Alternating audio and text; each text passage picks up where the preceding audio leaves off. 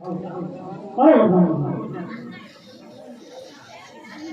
ખેડૂતો છે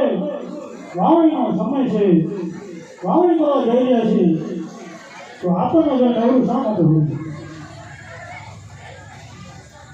અરે ખેડૂત લોકો અમારા મહારાજાને જોઈ પાછા કેમ થયા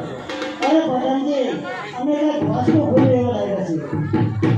અરે ખેડૂત ભાઈ તમારા ભેગું બધું વસ્તુ છે કોઈ છતાં કેમ થતું હોય અરે ભાઈ આ તો ન કહેવાય